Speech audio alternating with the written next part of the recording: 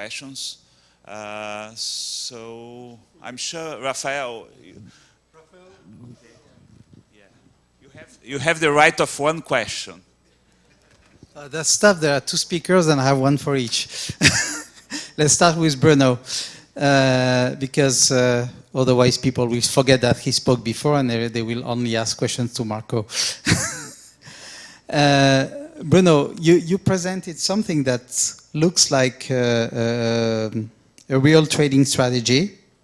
And of course, in that case, you have to go through the usual tests. And so the first thing is, how does your strategy resist to, I mean, you mentioned at least, you know, the period of the crisis, but how does your strategy resist to all the extreme events and how sensitive, what I mean, if you build you build up your strategy, what does the fat tail look like? And this, attached to that question is, why did you choose the L2 norm? And what if you take some other type of measure of volatility, like absolute measure or other types of measure of volatility? Do you get the same ratio? Is it an effect of fat tails that you see the systematic L2 norm ratio, or is it something that you systematically observe whatever the norm you use for volatility?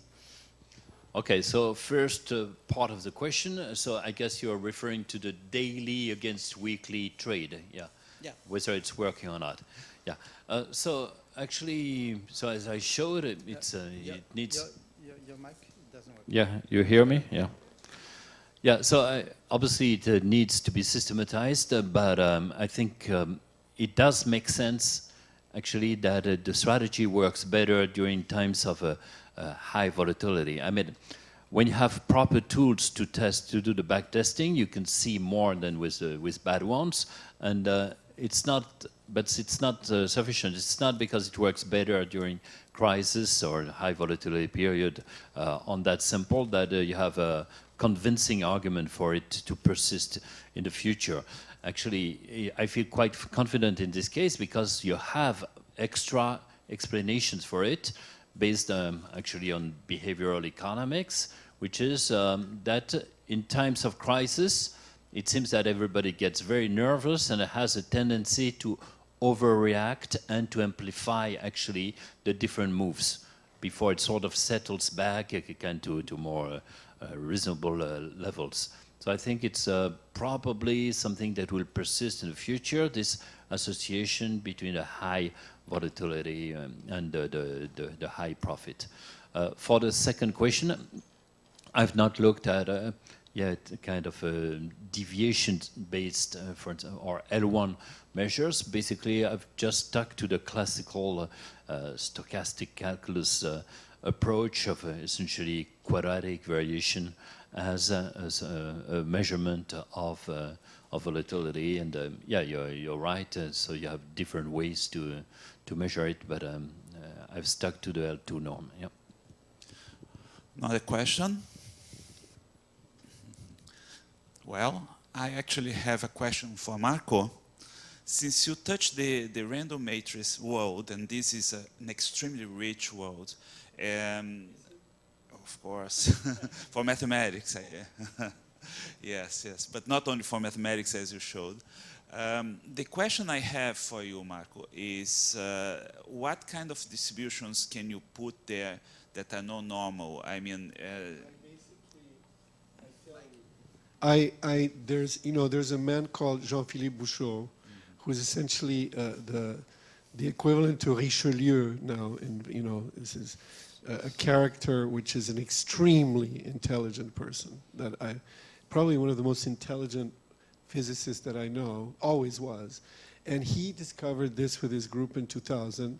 They built a hedge fund where I worked based on this. But after a while, he wrote another paper saying that, in fact, SVD does not apply for stocks because he got bored. And so he discovered a theory that says that if the underlyings have tails which are essentially the variance is not integrable or the expectation is not some kind of, he did a student type And then he said, see, it doesn't work, and what happens when it doesn't work is that the random spectrum can creep up and go all the way to the top. It leaks. It's a leaking thing. But that's why in my talk, I actually verified that for financial stocks, at least for, I did this work already in stocks, options, credit defaults, swaps, and spreads for different, not papers, but for studies, let's say, for clients in consulting that needed to implement this. And also, the other idea is that even if it doesn't work, because nothing works or doesn't work, since stocks don't have a distribution, the fact that you can assign a distribution to a stock, that's not true, right? I mean, if you want it to be true, then you should then continue and prove a theorem. But if your thing is to do risk management, we don't know there is no distribution. A distribution is a model in social sciences. So the idea of Marchenko-Pastur is that it does provide a cutoff, and you can use that cutoff to retain a certain number of factors. And if you're wrong, hey, you retain more noise, but you don't lose the economic factors. Since the worst that can happen is that the noise goes outside lambda plus. You see? Then the Tracy-Whittem law that says that lambda plus has a sharp edge, which it's like the square root of n, where n is one of the dimensions of the matrix. The Marchenko-Pastur is a law of large numbers for spectra.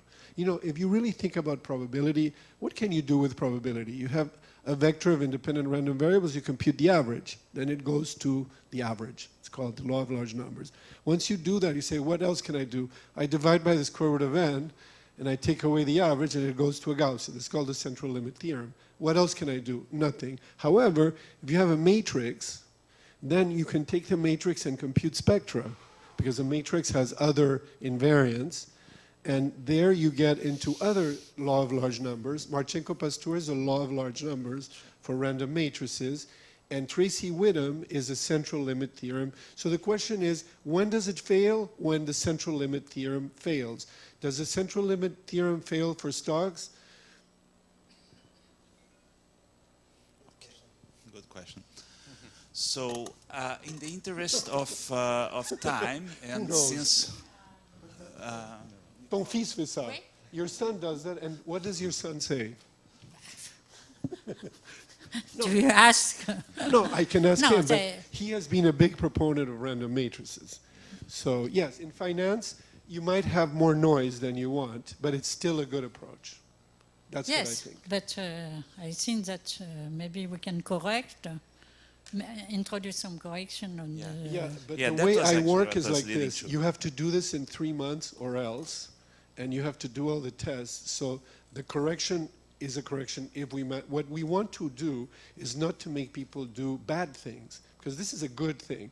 What is good? Good means that it's based on theory, on rationality. Bad is to say, you know what, I asked some people, my boss told me we should cut at 99% exponential. For example, I'm dealing with people right now, I'm not going to say their names, that first never cleaned their covariance matrix. Then they went in front of a validator, and the validator says, okay, then prove me that you have sufficient margin to cover the last eigenvector of the matrix. The last eigenvector is eigenvalue 0. So it's, you see what I mean? So you tell these people, no, you should never use empirical matrices without cleaning, because then you put back the noise, you put back epsilon in the econometric fact. We're doing simple stuff.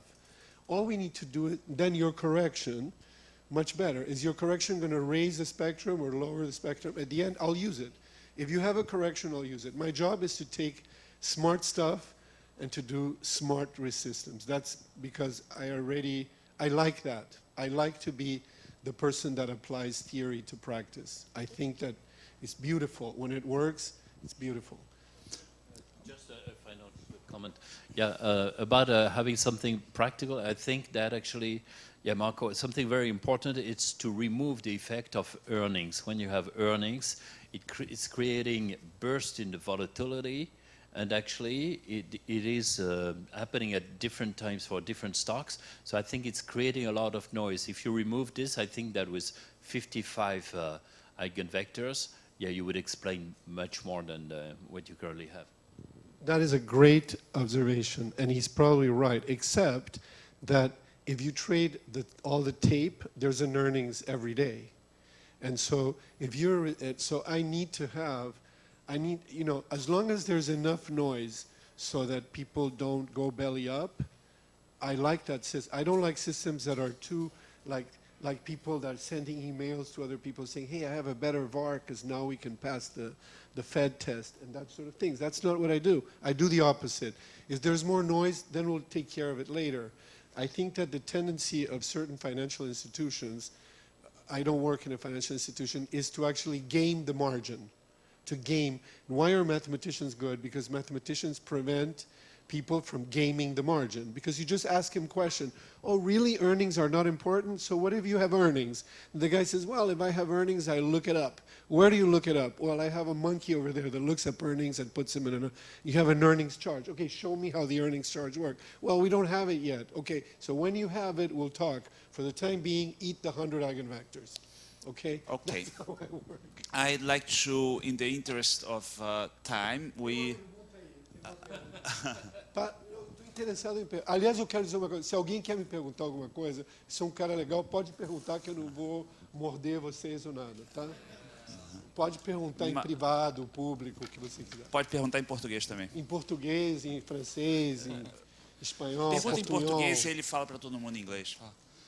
Já que você estava falando aí dessa necessidade de limpar os dados antes de calcular a matriz e tal, assim, tem algum filtro que você costuma usar antes na série de retornos para poder limpar? Que daí, pelo menos assim, os testes que eu já fiz costuma ser algo que ajuda bastante na hora de estimar a matriz de covariância. Você, por exemplo, aplicar um filtro de média móvel ou um filtro HP ou qualquer filtro desses. O que acontece às vezes, você Inglês, passa what para inglês. we're saying that how do you clean the data before you compute correlations? What happens is that's very market specific. Where do you get your data? For example, in the case of for example, what happens is this, is that for example, European and Americans are different. Because in America we have, the question is missing data. To missing data, I just put the last available data in volatility, right? Then I run the test to see if there are volatility spikes, see if they're spurious or not. Earnings is not spurious, because earnings happens once a quarter, and earnings is a tail, and we are measuring tails. So if Amazon.com pops because, you know, people like to buy it after an earnings, it never earns any money, or I don't know, if they short it and then it bounces, that's in the model. Remember that a tail, a 99% tail, occurs. Rafael knows that very well. I mean, he made his money. He became rich doing that. 99.5 means once every 250 days. 99% VAR, once every 100 days. Earnings, once every 90 days. So you got to have the earnings in the model. The earnings, if you put the earnings outside, you're just going to create another, so those are earnings things. To clean the data, you know, Oprah provides you with some data. In the United States, the beauty is that the market maker provides the last price, and and then the options and the stocks close at the same time. There's a lot of synchronicity, and then everything passes through a clearinghouse, and the clearinghouse actually does the settlement prices. So you can use the settlement prices of the clearinghouse or the settlement prices of Oprah. If the other places to go are Bloomberg, or another place to go is IDC, Interactive Data Corporation. So what we do is we take two sets of data and we find out who's better, Bloomberg or IDC. Sometimes it's Bloomberg. Of course, we take Bloomberg. If it's not Bloomberg, we don't take Bloomberg. Okay, guys, so I'm afraid I have to cut it now because we have actually an important thing to do outside. I'd like to invite everybody to come outside for a few minutes. And then we are running late. We're running half an hour late, more or less. So what we are going to do is actually start the next session half an hour later. So that we shift everything, at least in the morning, up to the morning sessions for half an hour. Okay. And so let's thank the speakers again.